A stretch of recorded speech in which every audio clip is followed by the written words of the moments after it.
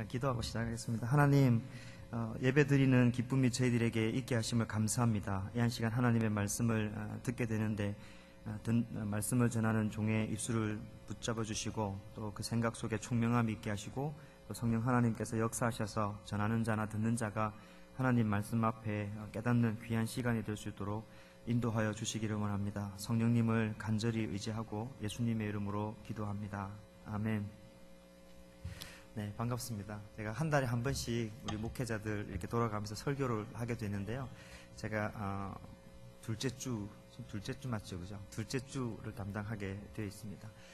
빌립보서를 쭉 같이 공부해 왔습니다. 빌립보서 1장, 오늘 목사님께서도 1장 하셨는데 1장을 한 지가 꽤 된 것 같아요. 연초에 했다가 한 달에 한 번씩 있으니까 벌써 연말이 다 돼가는 것 같습니다. 3장이 이제 우리 들어왔는데 3장 들어와서 세 번째 설교 말씀이 됩니다. 오늘 말씀을 통해서 살펴볼 것들이 좀 많이 있는데 너무 지나치게 또 성경 공부식으로 가지 않을까, 그래서 여러분들에게 조금 지루하지 않을까 생각이 살짝 있어서 성령님께서 좀 잘 도와주셨으면 좋겠다는 간절한 마음이 있습니다. 좀 피곤하시더라도 여러분의 지혜와 또 육체를 깨우셔서 말씀에 조금 많이 이렇게 포커스 하셔서 말씀해 주는 그런 은혜를 누리셨으면 좋겠습니다. 제가 사진기를 하나 들고 왔습니다. 눈에 딱 보여도 좀 좋아 보이지 않습니까? 그냥 일반 똑딱이 사진기와는 다르게 조금 왠지 모르게 있어 보이는 그런 사진기입니다. 뭐 제가 사진을 잘 찍는 건 아니고요. 뭐 작가도 아니고요. 뭐 이제 사진쟁이가 좀 시작이 돼서 조금 취미로 가져보면 어떨까 하고 이제 사진을 찍어보고 있는데요. 뭐 아내를 찍어보면 찍어볼수록 모델이 좀 좋아야 되겠다는 생각도 좀 들기도 하고 그래서 좀 뭐 풍경도 좀 찍어보고 그래서 사진을 좀 이렇게 잘해보려고 노력을 해요. 그래서 저녁에 시간이 좀 잘 안 되지만은 쪼개서 유튜브 이런 데 보면은 정말 프로들이 이 사진을 어떻게 찍는지 설명을 기가 막히게 해놨더라고요. 그래서 보는 중에 야, 저렇게 찍으면 너무 좋겠다. 그래서 이제 사진을 들고 뭐 대충 시키는 대로 해서 찍어보면 물론 이제 그 사람들 장비보다는 좀 안 좋아서 그럴 수도 있기는 한데 아무리 찍어도 그런 사진이 잘 나오지가 않아요. 그래서 이거 어떻게 된 거냐 하고 이제 내가 카메라를 너무 잘 모르는갑다. 그래서 이제 여기 카메라에 대한 매뉴얼을 한 번도 본 적이 없습니다. 그냥 대충 원래 남자들은 좀 오만하잖아요. 이 기계 보면은 막 대충 알겠다 이러잖아요. 근데 그래 찍었는데 그게 아닌 거예요. 모르는 게 너무 많고 버튼은 얼마 안 되는데 이게 이렇게 어렵지? 그래서 매뉴얼을 이제 딱 찾았는데 너무 두꺼운 거예요. 아니 이 사진기 하나를 하는데 사진을 어떻게 찍는 방법이 아니라 이 사진 기계를 설명하는 책이 이만하더라고요. 그래서 그거를 다 영어로 되어 있는 거를 이렇게 뭐 다 읽은 건 아니고 이렇게 이제 참 애쓰면서 보고 있다가 딱 들었던 또 하나님의 생각이 있었습니다. 그게 무슨 생각이냐면 우리 인생에 대한, 우리 사람에 대한 매뉴얼도 있겠다는 생각이 딱 들더라고요. 그 순간에 사진기가 이만한데 신년우라는 나 인생에 대한 하나님의 계획, 네 인생은 이런 거야 라고 내 인생이 잘 작동하기 위한 매뉴얼이 100페이지는 아닐 거 아니에요. 어마어마한 페이지가 있을 것 같다는 생각이 잠깐 들었었습니다. 근데 사진기를 보면 여러분 잘 안 보시겠지만 여기 보면 이렇게 다이얼을 돌려가지고 뭐가 모드가 많아요. 보면 대부분이 제일 쉬운 게 이제 오토 모드가 있습니다. 오토. 파란색으로 되어지고. 그러면 찍으면 이 복잡한 기계를 내가 신경 쓰지 않고 이 녀석이 다 알아서 찍어주는 거예요. 그러면 찍으면 잘 나오느냐? 나오지는 않아요. 왜냐하면 애들 막 노는 걸 찍고 싶은데 내가 매뉴얼로 해서 이제 배웠던 거를 하려면 조리개는 어떻게 해야 되고 뭐 ISO는 어떻게 해야 되고 뭐 쪼아야 되니 뭐 어째 되니 막 하다 보면 애들이 이미 지나가는 거예요. 그러니까 배운 거를 또 하기 전에 급하게 또 오토로 놓고 찍는 거죠. 우리 인생이 100페이지보다 더한 하나님의 놀라운 계획이 있어서 어느 순간에 하나님 말씀 보면서 때로는 기도하면서 내 인생을 잠깐 매뉴얼로 이렇게 돌려놓을 때가 있어요. 꼭 그런 영적인 순간이 아니더라도 내가 너무 지치고 힘들어서 왜 중학교 때 한번 생각해봤던 그런 거 있잖아요. 인생이 뭐지? 내가 왜 살아갈까? 내 인생은 왜 이거밖에 되지 않았을까? 그렇게 해서 인생을 돌아보는 매뉴얼로 잠깐 돌려놨는데 눈 뜨면 또 해야 될 일 있잖아요. 상황이 빨리빨리 돌아가는데 거기서 인생을 생각할 여력이 어디 있겠어요? 기도할 시간이 없다 생각을 하고 내 인생을 또 오토로 돌려놓는 거예요. 그래서 정해진 대로 살아가는 우리의 모습이 많이 있지 않느냐, 그런 생각을 사진을 통해서 요즘 좀 생각을 하게 됩니다. 여러분, 우리 인생에는 하나님의 목적이 반드시 있습니다. 여러분의 인생에도 목적이 있습니다. 왜냐하면 하나님께서 우리를 만드실 때 그냥 재미삼아 만드신 게 아니라 나의 모양과 형상에 따라 나의 모든 것을 다 투자해서 나를 닮은, 내 인생에 맞는, 하나님의 목적에 맞는 그런 인생을 하나님이 만드셨기 때문에 그렇습니다. 그래서 우리 인생에 보면 똑같은 모양인데, 사진도 보면 또 사진 잠깐 들어가면, 예를 들면 제가 뭐 이 사진을 컵을 이렇게 찍어도 자동으로 찍는 거하고 똑같은데 이렇게 매뉴얼로 찍는 거는 똑같은 사진인데 이 왠지 모르게 좀 다르거든요. 인생도 똑같이 집안일하고 똑같이 도넛을 굽고 똑같이 아이들 라이드하고 늘 생활이 똑같은데 똑같은 사진인데 플랫해서 보이는 경우도 있지만 뎁스가 있어서 내 인생이 막 충만하고 기쁘고 그럴 경우도 있는데도 불구하고 우리 인생이 메말라 있고 똑같은 삶인데도 막 이렇게 항상 갈급해져 있는 그런 모습이 있을 수 있다는 거죠. 어떻게 하면 우리가 내 인생을 좀 매뉴얼로 돌아가는 삶을 살 수 있을까? 태어났기 때문에 살아가고, 그죠?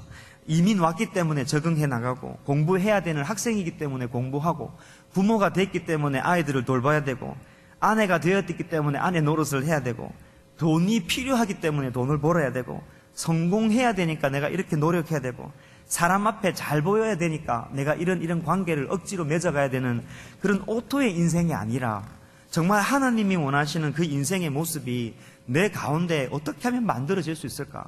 내가 오토에서 매뉴얼로 돌리기가 그렇게 힘든데 어떻게 하면 믿음을 가지고 담대하게 내 인생을 매뉴얼로 한번 돌려볼 수 있을까?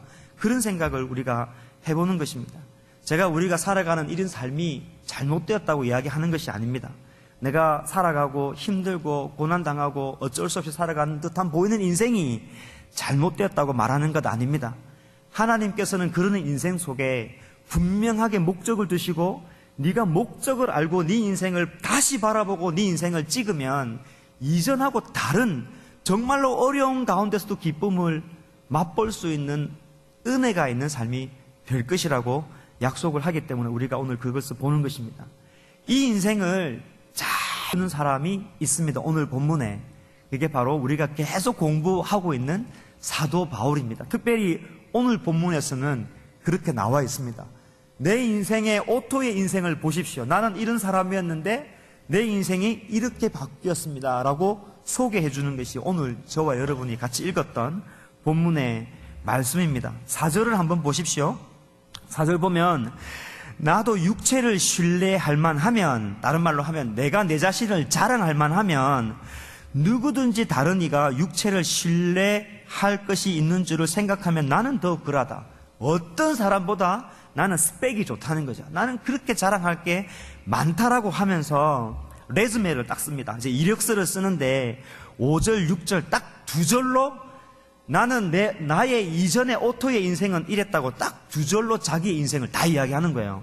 좀 대단한 것 같아요. 이런 거 보면 5절, 6절에 보면은 5절에 보니까 나는 8일 만에 할례를 받고 자기가 누구인지 쭉 이야기하고 6절에 보니까 열심으로는 교회를 박해했다. 이렇게 설명이 되어 있습니다. 얼마나 대단했으면 두 줄로 자기 인생을 다 표현할까요? 제가 레즈메 쓸 때 있는데요.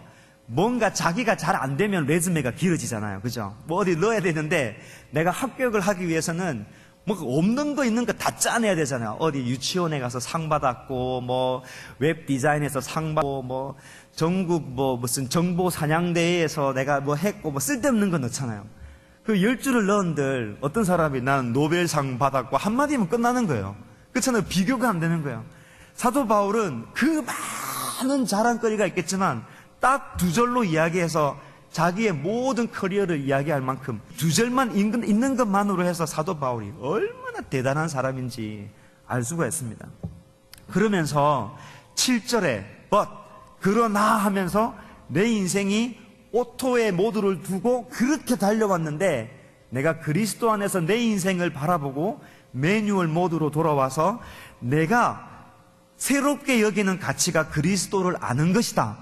그것이 너무너무 중요해서 이전에 내가 가지고 있던 모든 가치와 관념들을 다 배설물로, 우리식으로 이야기하면 똥으로 생각을 하고 그리스도를 아는 것에 내가 모든 것을 바치고 그 그리스도 안에서 내 인생이 발견되기 위해서 나는 앞으로 그렇게 달려갑니다. 내 인생이 오토에서 매뉴얼로 내 인생을 완전히 다른 모습으로 보게 되었습니다라고 5절, 6절, 7절, 8절 이렇게 해서 인생을 이야기를 하고 있습니다.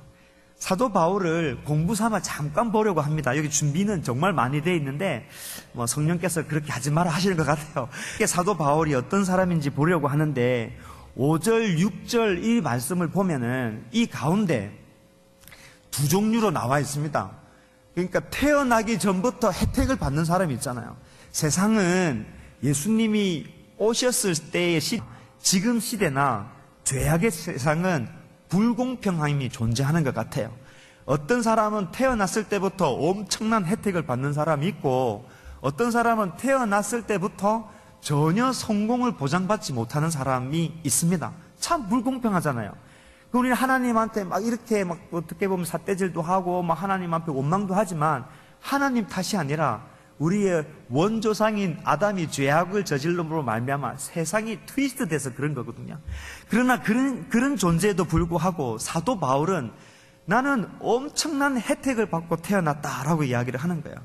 그리고 난 다음에 그 혜택을 받은 만큼 나는 어떤 삶을 살았다. 이게 5절, 6절 나와 있습니다. 잠깐 보면은요, 사도 바울이 첫 번째 말하는 게 내가 난 지 8일 만에 할례를 받았다. 이렇게 되어 있습니다. 이 참 어려운 본문이에요. 왜냐하면 설교하는 저 혼자만 남자고 다들 이제 여자분들이라 할례에 대해서 이야기하기가 좀 거시기 하는데 웃는 거 보니까 다 아는 것 같아요. 우리 용어로 하면 포경수술입니다. 그죠? 그러니까 유대인들은 하나님의 언약의 백성이라는 표징으로 태어나면 8일 만에 할례를 하게 되어 있습니다. 그런데 사도 바울이 나는 8일 만에 할례를 받았다. 이 말이 유대 사회에서는 얼마나 중요한 말이냐면 나는 유대인들 중에서도 정통 유대인이다. 이 말입니다. 그 유대인이 아니면 특별히 헬라 사람이었는데 유대인으로 개종된 사람은 그 가문이 아빠가 헬라 사람이었는데 유대인이 되었더라도 그 아이가 태어나도 8일 만에 할례를 주지 않습니다. 어른이 되어서야 할례를 주기 때문에 정통 유대인이 가지는 8일 만에 할례, 어디 가서 자랑하는 거죠. 나는 8일 만에 할례를 받았어. 이렇게 이야기하는 게 유대인들한테는 굉장한 특권. 저 사람은 유대인 중에 유대인이다. 정통 유대 라인에 있다. 이런 말인 거예요. 그러니까 사도 바울이 나는 8일 만에 할례를 받았다. 이렇게 이야기를 합니다. 그러면서 그 다음에 보니까 이스라엘의 족속이다. 나는 하나님의 특권을 받은 백성이었다. 라고 하면서 그러면서 내 가문은 이렇게 이야기하는데 베냐민 지파다. 이렇게 이야기합니다. 좀 어렵기는 하는데 아마 잘 알아들을 수 있으리라고 생각을 합니다. 이스라엘의 지파가 12지파가 있잖아요. 많이 듣던 구약성경 보면 에브라임 지파도 있고 단 지파도 있고 그런 지파가 있는데 사도 바울은 그 12지파 아브라함의 이런 쭉 형제들 이렇게 있는 그 형제에서 사도 바울은 나는 베냐민 지파다 이렇게 이야기하고 있는데 우리 가문이 굉장히 위대하다. 유대인들 다른 가문들이 봐도 저 사람 베냐민 지파 가문이네 이러면 굉장히 위대하게 보는 거죠. 그 안에는 사울도 있었고 남북이 갈라져서 피비린내 나는 전쟁이 날 때도 유다 지파와 더불어서 남쪽을 지켜서 다윗의 왕조를 끝까지 지켰던 지파가 베냐민 지파이고 포로로 잡혀갔다가 회복하는데도 모든 힘을 바쳤던 지파가 베냐민 지파고 전쟁이 나서도 항상 앞장서서 용맹을 떨쳤던 지파가 베냐민 지파예요. 그래서 나는 8일 만에 할례를 받았고 베냐민 지파다 이러면 유대인들 사회에서는 이렇게 하고 대접을 받는 그런 것입니다. 그러면서 하는 말이 그 다음 보니까 공부를 하는 거예요. 히브리인 중에 히브리인이다 이렇게 이야기를 하는 것은 유대인들이 예루살렘에서 이제 벗어나서 헬라, 로마나 이런 데 막 흩어지잖아요. 장사꾼들도 있을 것이고 막 타다 보면 우리가 여기 이민 온 것처럼 흩어지면 마치 우리가 국제 결혼하는 것처럼 유대인들이 유대인하고 결혼하지 않고 헬라 사람들하고 결혼을 해서 점점 그렇게 섞여가는 그런 삶을 살아가는 사람들이 되게 많았어요. 교회 내에 유대인들도 있었고 헬라 사람인데 유대인이 되었다가 그리스도인이 된 사람, 복잡한 경우가 되게 많이 있었습니다. 사도 바울이 히브리인 중에 히브리인이다 이런 말은 우리 아빠도 히브리인이고 우리 엄마도 히브리인이고 내가 헬라 영향 속에 있었지만 전혀 미국 속에 있지만 전혀 미국의 아메리칸 영향 받지 않고 나는 골수 분자 코리안이다. 우리식으로 따지면은 그렇게 이야기하는 거예요. 그러면서 사도 바울이 나는 그런 유대인인데 어떤 활동을 했냐면 나는 바리새인이었고 가말리엘의 문화 속에서 철저하게 율법을 배웠다. 이렇게 이야기합니다. 유대인들은 이 하나님의 말씀이 참 중요했었습니다. 모세오경부터 시작해서 이 하나님 말씀이 너무너무 중요했지만 그 유대인들 중에서도 나는 바리새파였고 유대에 많은 분파가 있었는데 바리새파는 이 율법에 대해서 골수분자들이었습니다. 하나님 말씀이 주의를 지키라 그러면 세 발자국 가야 지키는 건가? 네 발자국 가야 지키는 건가? 하나하나 따져가지고 조문을 만들어서 성경에 나와 있는 그 많은 확대 해석되어 있는 조문까지도 연구하는 파가 바리새파입니다. 그걸 연구하기 위해서 나는 가말리엘 문화에 들어갔다. 따지고 보면 나는 혜택을 받았다. 요즘 우리식으로 이야기하면 나는 태어날 때부터 삼성 가문에서 현대 가문에서 태어났는데 공부도 하버드 대학에 PhD도 2개 했다. 뭐 이런 거 되는 거예요. 이미 감히 그렇게 이야기하면서 그러면 내가 그렇게 엘리트로 머리만 공부했느냐? 그러지 아니하고 열심으로는 내가 믿는 대로 열심을 다했다. 교회를 핍박을 내가 얼마나 했는지 모른다. 그렇게 이야기를 하는 거예요. 지금 제가 사도 바울의 이 유대인의 모습을 왜 이야기합니까? 조금 따분할 수가 있긴 하는데요. 들어볼 필요가 있습니다. 사도 바울이 자랑할 게 얼마나 많았겠어요. 사도 바울도 취미가 있을 수 있잖아요. 사진이 있든지. 사도 바울의 잡이 있었습니다. 텐트 메이커입니다. 선교 여행을 할 때 사도 바울은 텐트를 만들어서 그 돈 가지고 선교 여행을 했습니다. 얼마나 잡이 좋았으면, 기술이 좋았으면 텐트를 만들고 그 돈으로 세계 여행을 할 수 있었겠습니까? 그러니까 그게 뭐 조그만한 텐트, 기술 없는 텐트가 아니라 엄청난 기술을 가지고 있는 그런 능력자이기도 합니다. 그런 자랑을 하지 않아요. 유대인의 자랑을 이야기를 하는 겁니다. 나는 유대인이었고 율법을 정말 공부를 많이 했고 또 그것을 머리로만 생각하지 아니하고 내 믿는 바대로 내가 딱 내 눈에 보니까 교회들은 말도 안 된다. 예수님께서 하나님의 아들이라 생각하고 십자가에 못 박히시고 그걸 믿는 무리들이 내 눈에는 이 성경을 모독하는 거고 하나님을 모독하는 거다. 기드온처럼 내가 앞장서서 칼을 들고 이 사람들을 이단의 무리들을 목을 다 쳐내면 내가 하나님께 영광을 돌리는 거라고 생각을 했고 그렇게 달려왔다. 나는 그렇게 열심을 다했다라고 유대인으로서만 자기의 이런 스펙을 이야기합니다. 왜 그렇게 할까요? 쓸데없었다는 거죠. 목숨을 걸고 하나님이 시키는 대로 열심히 달려왔지만 율법에서는 아무런 희망이 없었다는 것입니다. 좀 어려운 이야기가 될 수 있는데 쉽게 이야기하면 살인하지 말라. 살인 안 했어요. 도둑질하지 말라. 도둑질 안 했어요. 간음하지 마. 당연히 안 하지요. 안식일을 지켜라. 365일 저는 철저하게 지켰습니다. 성경 읽어야지. 그럼요. 정말 읽었습니다. 이런 율법적인 나의 노력이 내 속에 있는 항상 꿈틀대는 이 죄성에 대한 해방을 주지를 못했다는 것이죠. 내가 믿는 데 대해서는 열심을 다했는데 거기에 대한 율법이 나를 해방시켜 주지 못했는데 예수님을 만나고 난 다음에 내 속에 있는 율법이 전혀 해결해 주지 못하는 그 죄의 얽매임, 끝까지 나를 물고 잡고 당기는 어둠의 세력에서 해방되지 못했다. 예수 그리스도를 만나고 내가 거기에서 새로 나왔다. 그게 나의 은혜다. 그렇게 이야기합니다. 우리가 오늘 약간 공부식으로 이야기는 하지만 여러분 로마서 8장을 잠깐 한번 보겠습니다. 로마서 8장입니다. 로마서 8장입니다. 로마서는 창세기 다음에 있습니다. 아무도 안 믿으시네. 로마서 8장 잠깐 보겠습니다. 이게 1절, 2절, 3절, 4절을 빨리 보겠습니다.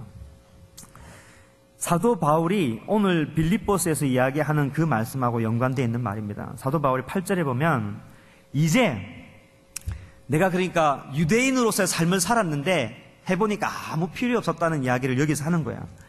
그러므로 이제 그리스도 예수 안에 있는 자에게는 결코 정죄함이 없다라고 이야기합니다. 사도 바울에게 있어서는 너무너무 중요한 거예요. 보세요. 하나님의 율법이 한 페이지가 아니고 율법이 엄청나게 있어요. 이거 해야 되고 이거 해야 되고 이거 해야 되고 이거 해야 되고 이거 해야 되고 마치 총알이 막 빗발치는 그 속에서 총알을 맞지 않기 위해서 막 자기 자신을 이렇게 타이트하게 만들어서 엄격하게 자기 자신을 종교적으로 만들어서 그 길을 걸어가서 하나님의 사랑을 받기 위해서 막 걸어가려고 하는 그런 모습이었어요. 율법은 끊임없이 도둑질하지 마. 그렇게 살면 안 돼. 네 인생이 그렇게 되면 안 되지. 이렇게 살아야지. 끊임없이 정지하는 그 율법에서 살아남기 위해서 자기 자신을 다스리고 치고 복종시키고 무릎을 꿇고 막 기도도 하고 그렇게 해서 열심히 걸어가려고 했던 그 율법에서 이제 해방됐다는 거죠. 그러면서 하는 말이 오늘 8장 1절입니다. 그리스도 안에서 정죄함이 없다. 그러면서 하는 말이 2절에 보니까 이는 그리스도 예수 안에 있는 생명의 성령의 법이 죄와 사망의 법에서 너를 해방하였음이니라. 그러면서 3절에 율법이 육신으로 말미암아 우리가 죄성이 많기 때문에 율법이 할 수 없는 것, 율법이 살인하지 말라 한다고 내가 살인 안 하는 거 아니잖아요. 여전히 인간 속에 살인이 있듯이 율법이 도무지 할 수 없는 것을 하나님이 하셨는데 죄로 말미암아 우리 속에 있는 모든 죄의 것들을 예수 그리스도의 육신의 모양으로 예수 그리스도께 다 정하셔서 우리의 모든 죄를 사해 주셔가지고 4절에 보니까 육신을 따르지 않고 그 영을 따라 행하는 우리에게 율법의 요구가 이루어지게 하려 하심이니라 라고 되어 있습니다. 율법과 은혜에 대해서 이야기할 때마다 참 어려운 점이 있습니다. 이거 어떻게 쉽게 설명을 해야 되지? 우리 아이들을 보면 항상 저는 아이들 키울 때 아주 쉬운 철학이 하나 있습니다. 보세요. 이렇게 하지 마, 이렇게 하지 마, 이렇게 하지 마, 이렇게 해야 돼. 저녁에 일찍 들어와야 돼. 성경책 2번 읽어야지. 이렇게 해야지, 이렇게 해야 되지. 학교 공부 열심히 해야 되지. 그렇게 해서 애들이 들을 것 같으면 세상에 변하지 않았을까요? 아주 심플한 거 아니에요? 하나님 율법이 그런 거예요. 도둑질하지 말고 살인하지 말고 예배드리고 내 외에 다른 사람이 쉬는 게 있지 말고 이렇게 해서 인간이 되면 인간이 됐겠죠. 그렇게 될 수 없다는 거죠. 율법 안에는. 율법의 기능은 하나님이 그러면 왜 10계명을 주시고 이 많은 율법을 주셨냐? 사도 바울은 그렇게 이야기해요. 하나님이 살인하지 말라는 계명을 주시지 않았다면 살인이 죄라는 걸 내가 어떻게 알았겠냐는 거죠. 그러면 안 되는구나. 그러면 안 해봐야지 하고 지켜보니까 그러면 없어졌느냐? 여전히 우리 가운데 형제를 미워하고 살인하는 그런 모습이 있지 않느냐? 그래서 율법의 기능은 우리의 죄성을 깊이 들여다보게 하고 구약시대 때 그 율법 속에서 막 허덕이는 인생을 바라보게 하다가 율법은 화살표 포인팅을 예수님께로 두는 거예요. 너에게는 소망이 없지? 네가 그래 노력해봐야 어떻게 네 죄성을 다 없애겠어? 안 되잖아. 안 되잖아. 은혜를 봐야지. 십자가를 다 예표하는 거예요. 그래서 율법이 할 수 없는 그거, 내 속에 꿈틀거리고 있는 그 기본적인 죄성을 예수 그리스도께서 다 십자가에 못 박았으니까 네가 믿음으로 받아들이기만 하면 내 의를 너에게 전가해서 너는 의인이 되게 하겠다는 그 놀라운 은혜를 예표해 주시는 것입니다. 그게 사도 바울이 말하는 은혜입니다. 내가 율법으로 그렇게 살아왔지만 그래 되지 않는다는 것입니다. 사도 바울이 8장에서 그렇게 해서 계속 가르치고 있는 것입니다. 여러분, 그러면 왜 지금 사도 바울이 자기의 스펙을 이야기하면서 이 빌립보 교회에 있는 교인들한테 율법대로 살지 말라 이렇게 이야기할까요?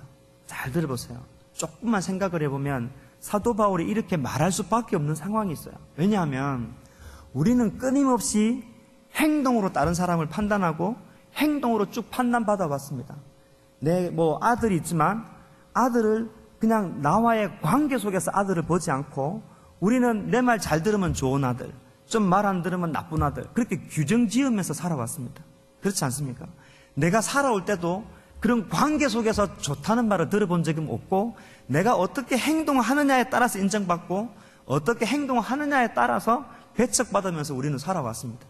그런 습관이 우리 가운데 있기 때문에 하나님을 믿어도 내가 어떤 행동을 해서 하나님께 사랑받고 어떤 행동을 하지 말아서 내가 하나님의 징계를 받지 말아야 되는 생각이 우리 가운데 있는 거예요. 사도 바울이 교회에 왔어요. 저처럼 설교를 했어요. 여러분, 율법은 소용없는 거예요. 내가 유대인으로 살아와 봤는데 그렇게 아무리 노력해봐도 여러분 마음속에 있는 이 죄책감에 대한 해방을 절대 누릴 수 없어요. 십자가를 바라보세요. 은혜가 있습니다. 사람들이 회개합니다. 받아들였어요. 감사합니다. 웬 말인가? 웬 은혜인가? 돌아갔어요. 집에.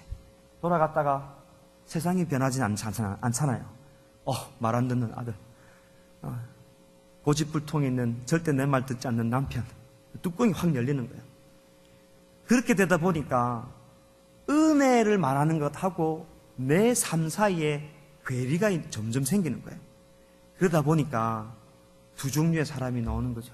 나는 안 되는구나. 내가 해봐도 안 되는구나. 내가 노력해봐도 안 되는구나. 내 같은 사람 하나님 받아주겠나. 그렇게 해서 아예 등을 돌려서 나가는 사람이 있습니다. 또 한 사람은 잘 안 되네. 그러면서 은혜를 바라보는 것보다는 종교적으로 다시 율법주의에 돌아가서 그래, 예배를 드려야지. 예배를 지키면 되겠지. 당연한 거지만 똑같이 예배를 드려도 피치를 찍는데 다르듯이 어떤 사람은 율법으로 예배 드리는 사람이 있습니다. 이거 예배 안 놓으면 하나님 날 벌 주시지 않을까. 그럼에도 삶이 엉망인데 이 정도 나와줘야 하나님이 사랑 주시겠지.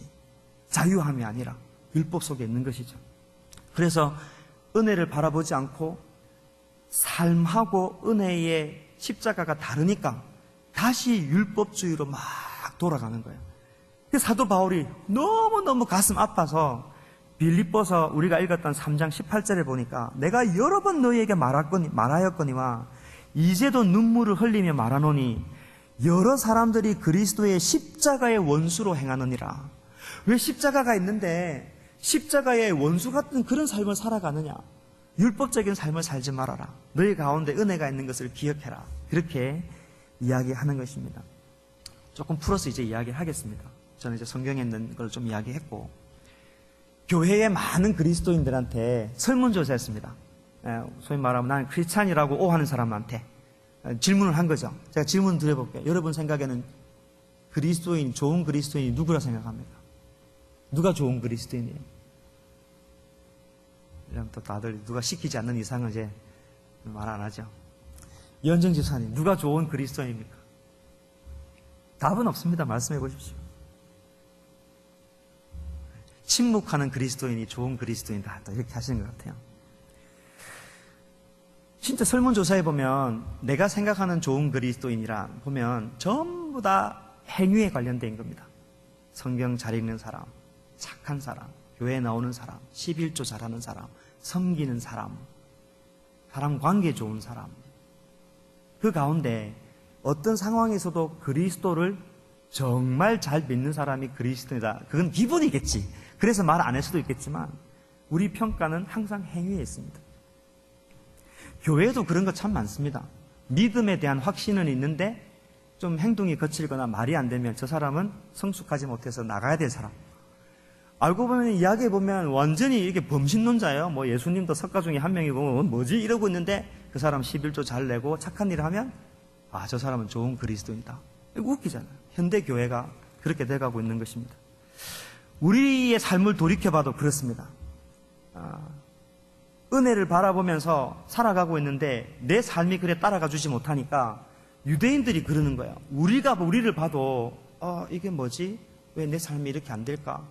내가 이런 일을 해야 되나? 다시 행위로 이렇게 눈을 돌아가는데 유대인들 눈에는 오죽하겠습니까?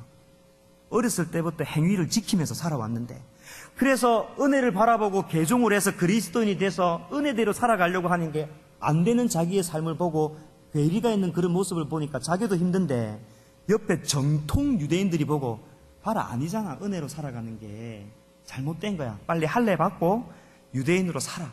그렇게 이야기하니까 사도 바울이 이제 가슴이 아프면서 은혜에 대한 이야기를 하는 것입니다.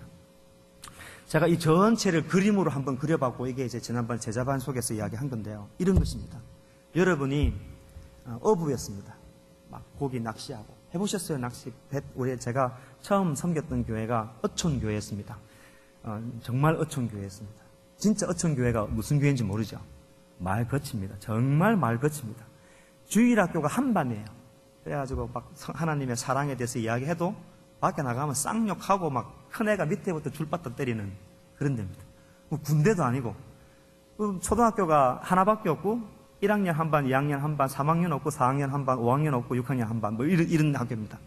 전도할 데도 없어요. 뭐 전도 계획도 필요 없어요. 그 마을에 딱 정해졌기 때문에.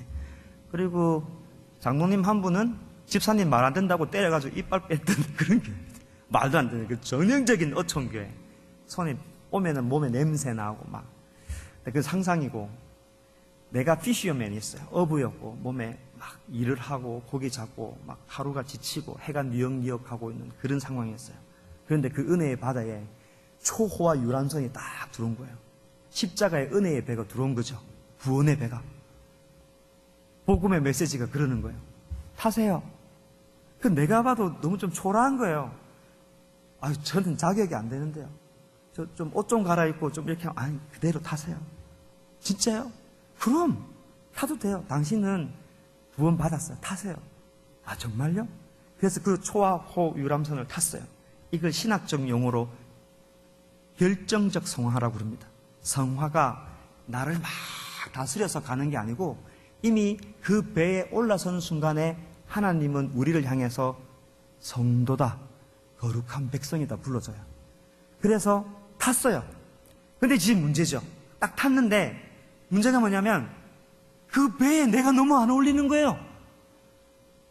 초호화 유람선 생각해보세요. 파티하고 막 옷 잘 입은 사람도 있고 막 이렇게 막 우아하게 고풍스럽게 막 이러는데 나는 피셔맨이잖아요. 몸 냄새 나고 옷도 안 맞고 이게 너무 그 자리가 불편한 거야.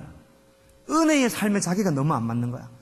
복음의 메시지를 듣고 주일날 은혜 받았는데 뒤돌아서가지고 남편하고 막 이게 뭐 엉망진창이 되면 내가 그게 너무 초라한 거야. 나가고 싶은 거지. 나가서 자기를 좀 깨끗이 하고 다시 들어오고 싶은 거야. 그게 잘못됐다는 거야, 사도 바울이. 그게 아니라는 거지. 이미 배에 올라와 있고 은혜의 강에 성화의 큰 배에 내하고 함께 가는 거야. 그렇게 이야기해. 저 안 됐는데요. 저 부족한데요. 괜찮아. 있는 대로 같이 가자. 우리가 하나님께서 우리를 거룩한 백성이라고 불러주실 때는 그래, 내 저 바깥에서 내가 너를 막 청소하고 막 이렇게 백현하고 막 뭐 광내서 내가 내 배에 올라와라. 그렇게 하지 않습니다. 배에 태우셔서 하나님 말씀으로 은혜로 같이 가는 거예요. 그럼 그 갭 있잖아요. 내가 탔는데 안 맞아요. 그럼 우리가 생각할 게 내가 여기 안 맞는데 어떡하지? 나는 이게 아니고 사단이 주는 거예요. 사단은 끊임없이 죄책감을 줍니다. 너는 여기에 핏하지 않아. 이 자리에 맞지 않아. 네 같은 사람이 어떻게 하나님 백성이 될 수 있어? 너는 예수님 믿을 자격이 안 돼. 잘 생각해보면 너는 예수님 안 믿을걸? 막 이렇게 이야기하는 거야. 그게 아니라 내가 더 죄악에 발했을 때, 하던 일이 더 안 될 때, 너무너무 힘들 때, 심지어 너무 죄악 가운데 있을 때 무엇을 생각해야 됩니까? 내가 이 거룩한 배 안에 있구나 라고 생각하면 다가오는 은혜가 너무너무 큰 거예요. 그래서 이제 궤변론자가 생기는 거죠. 그렇다면 내가 죄를 더 저지르면 이 은혜의 자리가 갭이 크기 때문에 더 큰 은혜를 받겠지. 사도 바울은 결코 그럴 수 없다라고 이야기를 하면서 우리가 이 안에 있는 자리가 얼마나 중요한지를 이야기를 하라는 것입니다. 그래서 사도 바울이 이런 복잡한 이야기 하는 것 같은데 결국은 3장 9절에 보면은 이렇게 되어 있습니다. 그 안에서 발견되려 함이니라고 되어 있습니다. 발견되려 함이니. 우리가 예배를 드릴 때 그래서 다른 거예요. 내가 예배를 드려서 하나님께 보상받아야지 그런 게 아니라 이 거룩한 성화의 배 안에 있으니까 예배 드리는 게 너무너무 감사한 거예요. 일주일 내내 지치고 힘들고 짜증나고 뭐 원망 불평이 나는데 여기 와서 예배 드릴 수 있다는 게 너무너무 감사한 거예요. 말씀을 맺으려고 합니다. 제가 잊지 못하는 몇 분들이 있습니다. 중독자들인데요. 성중독자들. 다들은 아니고요. 한 두어 분 계신데 실제로 보시진 않았지만 진짜 보면은 치열합니다. 그분들은 절대 자기를 드러내지 않습니다. 성중독은 드러나려면 한 40년, 50년 걸립니다. 아주 어렸을 때부터 조금씩 시작됩니다. 그 사람들이 크리스찬 되면 얼마나 힘든지 압니까? 그 괜히 바바리면 되는 줄 아세요? 본인이 내가 학교 이런 줄 아세요? 절대 그렇지 않거든요. 그 자기 안에 내적인 싸움이 있는데 예수님 믿게 되면 그게 얼마나 힘들겠어요. 이 세미너리에 지금은 떠났지만 자매님 한 분 계셨습니다. 거식증이라고 그래야 되나? 먹으면 막 토하는 거 있잖아요. 근데 또 먹어야 되는. 얼마나 힘든지 아세요? 막 이렇게 예수님 믿고 기도하고 예배 드리고 이제 집에 가면 이제 피자를 한 3판 사놓고 먹고 토하고 자기가 너무 싫은 거야. 막 뭐 어떨 때는 하나님은 저주받은 것 같고 내 인생이 왜 이런 모양인가. 자기가 다시 밖에 나와서 다시 들어가고 싶은 거예요. 이 은혜 자리에. 우리 극단적인 상황을 이야기하지만 그리한다 할지라도 너는 내 안에 있다고 말씀하시는 게 하나님의 은혜입니다. 여러분이 잘 안 되고 힘들고 어려워도 너는 역시 내 딸이고 아들이야. 누구도 나의 사랑에서 끊을 수 없어. 우리가 죄책감에 무너지면 안 됩니다. 현실에 무너지면 안 됩니다. 어렵다고 무너지면 안 됩니다. 우리는 은혜의 배에 예수님과 씨름하면서 이 배에 걸맞는 삶을 살려고 노력을 하다 보면 그냥 그렇게 해서 마지막 날까지 가는 게 성경이 말하는 십자가의 원리입니다. 그래서 우리가 이 은혜를 사모하고 늘 승리하시면서 살아가는 여러분이 되시기를 주의 이름으로 축원합니다. 기도하겠습니다. 하나님 아버지, 오늘도 사도 바울의 말씀을 통하여서 우리의 모습을 볼 수 있도록 은혜 내려주신 것 감사합니다. 우리가 우리 자신을 다스려서 하나님 백성이 되는 게 아니라 하나님께서 우리를 거룩한 백성으로 불러주셨습니다. 그 은혜를 생각하고 그 모든 것을 이루신 십자가의 은혜를 생각하며 날마다 이 땅 위에서 승리하는 삶을 엮어갈 수 있도록 저희를 축복하여 주시기를 원합니다. 하나님의 은혜를 날마다 사모합니다. 감사하고 예수님의 이름으로 기도합니다. 아멘.